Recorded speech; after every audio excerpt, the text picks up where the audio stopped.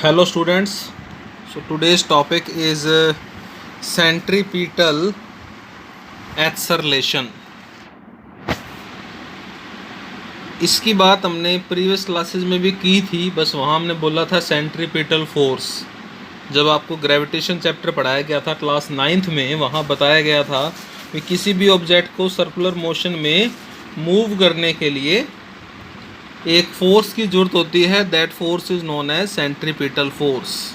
Got it. तो वो centripetal force के अपोन में जो ऑब्जेक्ट का मास लगा देंगे तो वो क्या आ जाएगा, सेंट्रीपिटल एक्सेलरेशन। तो आज इस टॉपिक को डिस्कस करते हैं। चैप्टर 4 का लास्ट टॉपिक है ये। Uniform circular motion is an accelerated motion. Why? सबसे पहले तो आपको इस पर डिस्कस करना है। देखिए, यूनिफॉर्म सर्कुलर मोशन का मतलब है ऐसी सर्कुलर मोशन जिसमें ऑब्जेक्ट की एंगुलर वेलोसिटी ओमेगा जो है दैट इज़ कांस्टेंट। ठीक है, uniform circular motion means the angular velocity of this object is constant. अगर यूनिफॉर्म सर्कुलर मोशन है तो ओमेगा कांस्टेंट होगा, और अगर ओमेगा कांस्टेंट है तो उस ऑब्जेक्ट की लीनियर वेलोसिटी का मैग्नीट्यूड भी क्या हो जाएगा, constant, because v is equal to omega r. Radius तो कांस्टेंट है, ओमेगा भी कांस्टेंट कर दिया तो v भी क्या हो जाएगा, constant. But this is the magnitude. We have discuss earlier that direction of velocity is always along the tangent at that point. तो जब आपका एक ऑब्जेक्ट जो है वो एक यूनिफॉर्म सर्कुलर मोशन में मूव कर रहा है सच लाइक दैट, देन इसकी रेडियस जो है उसका मैग्नीट्यूड कांस्टेंट है, वेलोसिटी का मैग्नीट्यूड कांस्टेंट है because omega is constant. But at every point after a very small time interval, at every instant of time, direction of velocity is changing, है ना। हर बार वो क्या होगी, हर बार वो जहाँ भी आपका ऑब्जेक्ट है उस पॉइंट के टेंजेंट के अलॉन्ग होगी। यहाँ आ गया तो इस डायरेक्शन में हो जाएगी, P पे है तो ऊपर की तरफ है, Q पे है तो इधर है, S on. That means velocity of the direction of the velocity of the object is continually changing in circular motion. That's why we are saying that uniform circular motion is an accelerated motion, क्योंकि हमने पढ़ा है जहाँ पर भी velocity में time के साथ चेंज होगा वहाँ एक्सेलरेशन प्रेजेंट होगा। तो पहली बात तो ये बहुत कॉमन बात है, इसको मैंने अलग से जस्टिफाई नहीं किया क्योंकि अंडरस्टूड है। अगर वेलोसिटी में चेंज हो रहा है टाइम के साथ तो एक्सेलरेशन होगा ही होगा, और अगर आप सर्कुलर मोशन में मूव कर रहे हैं तो direction of velocity will be continue change. That means velocity change, that means there will be acceleration. Okay, ये जो एक्सेलरेशन होता है of a object undergoing uniform circular motion, इसे क्या कहते हैं, centripetal acceleration. The acceleration related with the object undergoing uniform circular, मतलब omega constant है इसलिए v का मैग्नीट्यूड भी कांस्टेंट होगा, बट क्योंकि वेलोसिटी की डायरेक्शन बदल रही है इसीलिए वहाँ एक्सेलरेशन है, and this acceleration is centripetal acceleration.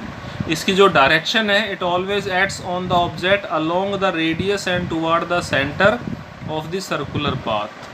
Yes, याद रखिएगा, सेंट्रीपिटल एक्सेलरेशन की डायरेक्शन हमेशा उस सर्कुलर ट्रैक के, सर्कुलर पाथ के सेंटर की तरफ होती है। I will prove it later, topic के लास्ट में हम इसे प्रूव भी करेंगे, बट यहाँ याद भी रखना है कि सेंट्रीपिटल एक्सेलरेशन डायरेक्शन क्या होती है, along the radius and toward the centre of the circular path. Radius के अलोंग और सर्कुलर पाथ के सेंटर की तरफ डायरेक्शन होती है सेंट्रीपिटल एक्सेलरेशन की। तो लेट्स स्टार्ट इट। ये थोड़ा सा आपको चेंज दिख रहा होगा फ़ॉन्ट साइज़ में, क्योंकि ये हमने टाइप किया है, ये हमने किसी पर्टिकुलर बुक से उठाया है एज इट इज़, क्योंकि ये इन्वर्टर रोटेशंस को वर्ल्ड फाइल में टाइप करना थोड़ा सा मुश्किल हो जाता है। ओके, तो हमने एक पार्टिकल मान लिया, पहले हम डायग्राम डिस्कस कर लेते हैं। There is a particle of mass m when time is t, तो वो पार्टिकल आपका p पॉइंट पे है, उसकी वेलोसिटी है that is v1 and radius vector is r1। हमने कल बताया था कि रेडियस वेक्टर तो बदलेगा बट रेडियस वेक्टर का मैग्नीट्यूड सेम रहेगा, है ना, डायरेक्शन हर बार बदल रही है। After a very small time delta T, आपका जो पार्टिकल है मास वाला वो मान लेते हैं Q पे आ गया, तो Q पे आ गया तो उसकी वेलोसिटी कैसे दिखाएंगे, बाय द टेंजेंट। तो v2 जो है वो उसकी वेलोसिटी वेक्टर है, and r2 will be radius vector of this object which is at point Q at time t plus delta t। देखिए क्लियर है, मैंने कल बता दिया था कि r1 वेक्टर r2 वेक्टर का मैग्नीट्यूड तो सेम होगा, लेकिन मैंने r1 r2 क्यों लिखे हैं, क्योंकि डायरेक्शन लगातार बदल रही है। वैसे ही क्योंकि यूनिफॉर्म सर्कुलर मोशन है तो v1 और v2 का मैग्नीट्यूड तो सेम होगा, बट मैंने v1 v2 क्यों लिखे, क्योंकि डायरेक्शन जो है वो लगातार चेंज हो रही है। इस डेल्टा t टाइम के अंदर उसने कितना एंगुलर डिस्प्लेसमेंट क्रिएट कर लिया, delta theta.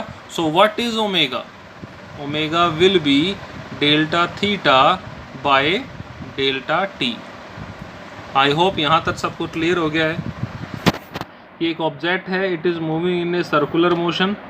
Consider a particle of mass m moving at a constant speed v and uniform angular velocity omega, क्योंकि किसी बात कर रहे हैं यूनिफॉर्म एक्सेलरेशन की, on a circular path of radius r at a center o at any time let the particle at b। तो OP is r1 and time t plus delta t Q पे है तो OQ is r2। Clearly in दोनों का magnitude तो same होगा। जो आपकी ओमेगा है वो कितनी हो जाएगी, delta theta by delta t, ठीक है। और v कितनी हो जाएगी, v will be omega r, magnitude same रहेगा उसका, ठीक है। v1 v2 क्यों लगाएं, क्योंकि वेलोसिटी वेक्टर हैं at the particles at location p and q respectively. Got it. तो ये डायग्राम की जस्टिफिकेशन होगी कि आपका एक ऑब्जेक्ट है मास m का, सर्कुलर ट्रैक में मूव कर रहा है eight 100 v1 v2 r1 r2। I hope clear है सबके।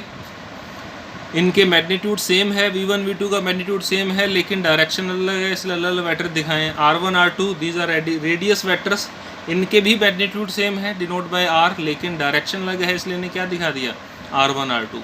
हमें पता लगाना है कि जो वेलोसिटी में ये चेंज हो रहा है, वेलोसिटी v1 से v2 हुई है, इस this change upon the time change will be shown the acceleration. उसका हमें फॉर्मूला चाहिए, that is centripetal acceleration.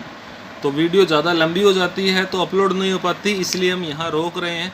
Wait for second part.